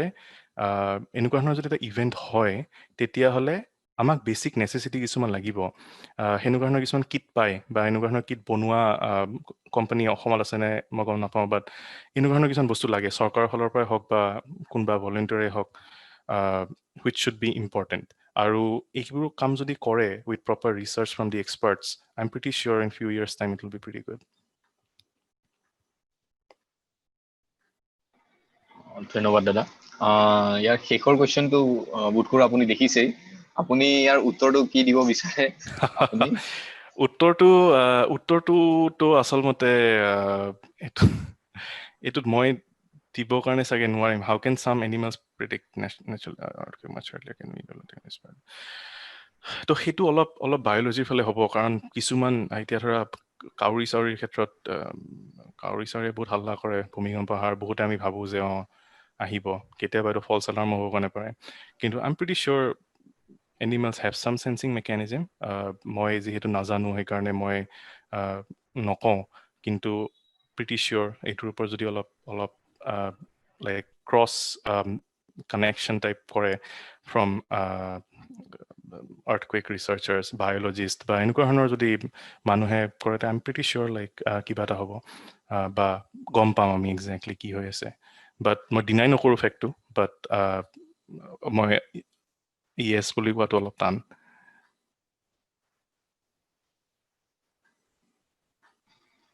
ধন্যবাদ দাদা। ইয়াৰ পিছত বোধ কৰোঁ মই আৰু কুৱেশ্যন নাই। মই মোৰ ফালৰ পৰা এটা সুধিব বিচাৰোঁ জেনেৰেল কুৱেশ্যন এটা, যে এজ এ ফিজিক্স ষ্টুডেণ্ট বা ফিজিক্স ষ্টুডেণ্টে নহয়, ধৰক এজ এ BSc ষ্টুডেণ্ট আমি এই আৰ্থকুৱেক ইঞ্জিনিয়াৰিং ফিল্ডটোত আমি আগবাঢ়ি যাব পাৰোঁনে? মানে যিহেতু আমি BSc ফিজিক্স কেমেষ্ট্ৰি তেনেকুৱা ছাবজেক্ট লৈ যদি পঢ়োঁ, এইখিনি কমপ্লিট কৰাৰ পিছত আমি আণ্ডাৰ গ্ৰেজুৱেট কমপ্লিট কৰাৰ পিছত এইটো ফিল্ডত আমি আগবাঢ়ি যাব পাৰোঁনে? আৰু যদি পাৰোঁ মানে কেনেকৈ পাৰোঁ? অফক'ৰ্ছ পাৰা। চোৱা, যি আৰ্থকুৱেক হওক বা যি everything is like related to physics and maths. That's the base of everything. ইঞ্জিনিয়াৰিংটো এটা এপ্লাইড চায়েন্স বুলি কয়, but science is basically science. তুমি আৰ্থকুৱেকৰ ৰুল হওক বা যিয়ে নহওক কিয়, it all comes from basic physics principle. Oscillation, frequency, angular momentum, এইবোৰ চব ফিজিক্সৰে টাৰ্ম। এটা কথা হ'ব কি যে ইঞ্জিনিয়াৰিঙৰ কাৰণে তুমি যদি এজ এ প্ৰেক্টিছ কৰিবৰ কাৰণে খোজা, আই থিংক সেইটো অলপ দিগদাৰী হ'ব, কাৰণ তাৰ কাৰণে তোমাৰ লাইচেঞ্চ লাগিব আৰু তাৰ কাৰণে এটা ডিগ্ৰী লাগিব। কিন্তু চাইস্ম'লজি বা আৰ্থকুৱেক ইন জেনেৰেলৰ কাৰণে যদি তুমি মাষ্টাৰ্ছ তাতে কৰিবৰ কাৰণে খোজা, you can definitely go, and I think it will be a good addition, কাৰণ ফিজিক্সৰ পইণ্টৰ ফালৰ পৰা মানুহ আহিলে বহুত নতুন কিছুমান বস্তু গম পোৱা যায়, যিজনে এজন ইঞ্জিনিয়াৰে চাগে নাজানিব। So' it will be a really good collaboration. আৰু IIT ৰুৰ্কিৰ একচুৱেলি আৰ্থকুৱেক ইঞ্জিনিয়াৰিং ডিপাৰ্টমেণ্টে আছে। আই এম প্ৰিটি চিয়'ৰ তাতে বহুত চাইস্ম'লজিষ্টো আছে আৰু বেলেগ ধৰণৰ কলাবৰেশ্যন আছে। ত' সেইবোৰত চাবা, আৰু I am pretty sure you can, like, আৰু মোক জনাবা যদি এনেকুৱা ধৰণৰ কিবা ইনফৰমেশ্যন পোৱা, কাৰণ I will definitely look forward for it. অন্য মানুহক ক'ব কাৰণে পাৰিম মই। ধন্যবাদ দাদা। ইয়াৰ পিছত মই মোৰ ফালৰ পৰা এটা কুৱেশ্যন ল'ব বিচাৰিছোঁ যে আৰ্থকুৱেকৰ এপিচেণ্টাৰবোৰ কেনেকৈ ট্ৰেক কৰিব পাৰি? ইটছ আ ৰিয়েলি গুড কুৱেশ্যন ৱাইডৰ। ভাল লাগিল সোধাৰ কাৰণে। মই এই শ্লাইডখনত, মই এতিয়া আৰু শ্বেয়াৰ স্ক্ৰীন নকৰোঁ বাৰু, কিন্তু শ্লাইডখনত এপিচেণ্টাৰটো হৈছে কি, একচুৱেলি তুমি সুধিব লাগিছিলে মষ্ট প্ৰবলি হাইপ'চেণ্টাৰটো কি হয়। Actually you know' what, let's share the screen, easy হ'ব অলপমান। হাইপ'চেণ্টাৰ একজেক্টলি পাৰপেণ্ডিকুলাৰ যিটো ওপৰত লাইন আছে, পইণ্ট আছে, সেইটো হৈছে এপিচেণ্টাৰ। চ' ৰ'বা এক ছেকেণ্ড চাওঁ কি আছে। চ' চোৱা, এই হাইপ'চেণ্টাৰটো হৈছে focus, which is basically along the fault line, most probably, like mostly, not most probably, mostly along fault line হয়। তো এই হাইপ'চেণ্টাৰটো একজেক্টলি তুমি পিন পইণ্ট ডেফিনেটলি কৰিব কাৰণে নোৱাৰা, বিকজ ইটছ তোমাৰ বহুতখিনি আনচাৰ্টিনিটি আছে। এইডাল যদি ফল্ট লাইন হয়, হাইপ'চেণ্টাৰ কেন বি এনিৱেৰ, কিন্তু তোমাৰ এটা আইডিয়া থাকিব যে এটা ঘৰ ডেফিনেটলি তুমি ফল্টটোৰ ওপৰত নবনোৱা। আৰু এপিচেণ্টাৰটো হৈছে কি, যিডাল লাইন পাৰপেণ্ডিকুলাৰলি, মানে ষ্ট্ৰেইট লাইন যিটো গৈছে হাইপ'চেণ্টাৰৰ পৰা মাটিলৈকে, সেইটো হৈছে এপিচেণ্টাৰ। চ' তুমি যদি হাইপ'চেণ্টাৰটো উলিয়াব কাৰণে পৰা, এপিচেণ্টাৰটো লোৱা is very easy, it's just right on top. তো ইটছ নট ডিফিকাল্ট। কিন্তু এই লাইনটো প্ৰেডিক্ট কৰা অলপ টান, কাৰণ এই পইণ্টটো প্ৰেডিক্ট কৰা টান, বিকজ যিকোনো টাইপ শেষ হ'ব কাৰণে পাৰে। আৰু এলং দ্য ফল্ট লাইন হয়, তো you have an idea in a linear dimension যে এইখিনি হ'ব কাৰণে পাৰে, but which is already a good way, কাৰণ তুমি 3 ডিমেনশ্যনত যাব কাৰণে নালাগে, তেতিয়া তুমি ক'ব কাৰণে পাৰিব এই লাইনডালৰ মাজেদি হাইপ'চেণ্টাৰটো গৈছে বা ক'ৰবাত হ'ব ইয়াৰ ওপৰত। তো I am pretty sure like অলপ প্ৰবেবিলিটি এনালাইচিছ কৰি পেলাই বা মোৰ মেথমেটিকেল প্ৰেডিকশ্যন ফৰ্মুলা ইউজ কৰি পেলাই তুমি উলিয়াব কাৰণে পাৰিবা এটা সময়ত। তো ইয়া, বাট এপিচেণ্টাৰটো ডেফিনেটলি পাৰিবা। ধন্যবাদ দাদা। চেট বক্সত যিহেতু নতুনকৈ কুৱেশ্যনছ অহা নাই, মোৰ ফালৰ পৰা আপোনাক এটা কুৱেশ্যন সুধিব বিচাৰিছোঁ। Sure. মই যিহেতু কম্পিউটাৰ ছায়েন্সৰ ষ্টুডেণ্ট, মই সদায় ছফ্টৱেৰছ বা টেকন'লজিছ এইবোৰৰ প্ৰতি ইণ্টাৰেষ্টেড হয়। আৰু তাৰ কাৰণে মই জানিব বিচাৰিছোঁ আপোনাৰ পৰা যে আপুনি আপোনাৰ শ্লাইডবোৰৰ মাজতে এখন শ্লাইডত দেখুৱাইছিলে আপুনি যিটো বিল্ডিং কনষ্ট্ৰাক্ট কৰিছিলে, বিল্ডিং এটা মডেলটো বনাইছিলে, এটা ছফটৱেৰত বনাইছিলে আৰু সেই ছফটৱেৰটোৱে আৰ্থকুৱেক সিমুলেট কৰিব পাৰে বুলি আপুনি কৈছিলে আই এম নট শ্যোৰ সেইটো ছফটৱেৰে হয়নে বেলেগ ছফটৱেৰৰ কথা কৈছিলে বাট ছফটৱেৰে আৰ্থকুৱেক প্ৰেডিক্ট কেনেকৈ কৰে সেইটো বিষয়ে আই মিন সিমুলেট কেনেকৈ কৰে সেইটো বিষয়ে মই অকণমান জানিব বিচাৰিছোঁ Sure. Yeah, that's a very valid question. আৰু কি বুলি কয় ছফ্টৱেৰটো হৈছে CSI তুমি কেতিয়াবা চাবৰ কাৰণে পাৰিবা computer and structures university of California বাৰ্কলিৰ পৰা প্ৰথম ওলোৱা হয় এতিয়া হ'ল কি সিমুলেট কৰিবৰ কাৰণে পাৰা প্ৰচেছটো হৈছে কি তুমি সেই ছফ্টৱেৰবিলাকত ইম্পৰ্ট কৰিবৰ কাৰণে পাৰা ডেটা পইণ্টছবিলাক চ' এই যে মই যে ক'লোঁ চাইস্মোগ্ৰাফ এই চাইস্মোগ্ৰাফে যেতিয়া তোমাৰ এটা আৰ্থকুৱেক আহিলে যে সেই মুভ কৰে ওপৰৰ তললৈকে আৰু তাৰপিছত সেই যে ডেটা পইণ্টছবিলাক তাৰ পৰা পায় সেই ডেটা পইণ্টছটো হৈছে basically time and acceleration x এক্সিছত টাইম গৈ আছে ৱাই এক্সিছত এক্সিলাৰেশ্যন হৈ আছে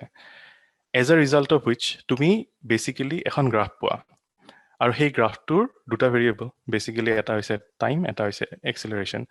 তুমি সেই ডেটা তাতে তোমাৰ লাইক হাজাৰ ডেটা আছে সেই ডেটাবিলাক নোটপেড বা নোটপেড প্লাছ প্লাছ এইবিলাকত তুমি প্ৰথমতে তাতে তুলি লৈ পেলাই তাৰপিছত তুমি ইম্পৰ্ট কৰিবৰ কাৰণে পাৰা এই CSI ছফ্টৱেৰলৈকে তো যেতিয়া তুমি ইম্পৰ্ট কৰিবলৈ দিয়া তেতিয়া সেই এক্সেক্ট ডেটাখিনি তুমি সেই একে ফৰ্মেটত সেই ছফ্টৱেৰটো লৈ লয় আৰু লৈ পেলাই কি হয় সেই গ্ৰাফডাল সি বনাই দিয়ে আৰু সেই গ্ৰাফডাল তুমি সেই বিল্ডিংটোত ইউজ কৰিবৰ কাৰণে পাৰা চ' ইটছ প্ৰিটি ইণ্টাৰেষ্টিং বিকজ তোমাৰ এতিয়া কি হ'ব তুমি এনালাইচিছটো ৰান কৰাৰ লগে লগে তাতে তুমি টাইম ষ্টেপ কিছুমান দিবৰ কাৰণে পাৰা যে 0.1 ছেকেণ্ড 0.2 ছেকেণ্ড 0.3 ছেকেণ্ড এনেকৈ ধৰা আৰ্থকুৱেকটোৰ টোটেল ডিউৰেশ্যনটো আছিলে 1 মিনিট তো সেই যে মাজত তুমি ডিভাইড কৰিলা সেই প্ৰত্যেকটো 0.1 ছেকেণ্ডৰ মাজে মাজে সি সিমানখিনি এক্সিলাৰেশ্যন সেই বিল্ডিংটোত দিব আৰু দিয়াৰ লগে লগে বিল্ডিংটোৱে ৰিয়েক্ট কৰিব সেই পাৰ্টিকুলাৰ ডিমাণ্ডটোৰ লগত আৰু তেতিয়া তুমি বিল্ডিংটোৰ ৰেছপন্সটো গম পোৱা so' it's basically like taking out data points, run it in the software to see the response of it. So predict কৰিব কাৰণে নোৱাৰে but simulate কৰিব কাৰণে পাৰে আৰু যিটো মই শেক টেবুলখন দেখাইছিলোঁ that is way more complicated because তাতে তোমাৰ হাৰ্ডৱেৰ বহুত আছে তাতে বহুত হাই প্ৰফাইল ছফ্টৱেৰ আছে it's not just like what we are using right now because এই শেক টেবুলখন বহুতকেইটা এজেঞ্চিয়ে চলায় আৰু তাতে বহুত কৰ্ডছ থাকে আৰু তাতেও এক্সেক্টলি এনেকৈ সিমুলেট কৰিব কাৰণে পাৰি আৰ্থকুৱেকটো but it actually goes to an actual 6D motion, right? But software বিলাক এনেকৈ কাম কৰে নৰ্মেলি এইবোৰৰ ক্ষেত্ৰত I don't know মই আনচাৰটো দিব কাৰণে পাৰিলোঁ নহয় but let me know. আমি দাদাক ধন্যবাদ জনাইছো ইমান সময় আমাৰ মাজত উপস্থিত থকাৰ বাবে আমি সকলো পাৰ্টিচিপেণ্টক ধন্যবাদ জনাইছো আমাৰ সেশনটোত আজি উপস্থিত থকাৰ বাবে ইয়াৰ লগতে আমি আগন্তুক সেশনবোৰতো আপোনালোকৰ লগত আমাক পাম বুলি আশা কৰিছো লগতে মই কাব্যনীলক গুগল ফৰ্মৰ লিংকটো চেট বক্সত দিবলৈ অনুৰোধ জনাইছো তেওঁ ইতিমধ্যে দিছে যাতে আপোনালোকে এইখন ফিল আপ কৰি দিয়ে আৰু এইখিনিয়ে কৈ মই আজি সেশনটো সামৰিব বিচাৰিছো আমি পুনৰ এবাৰ দাদাক ধন্যবাদ জনাইছো তেওঁ ইমান ব্যস্ততাৰ মাজতো আমাক সময় দিয়াৰ বাবে ধন্যবাদ।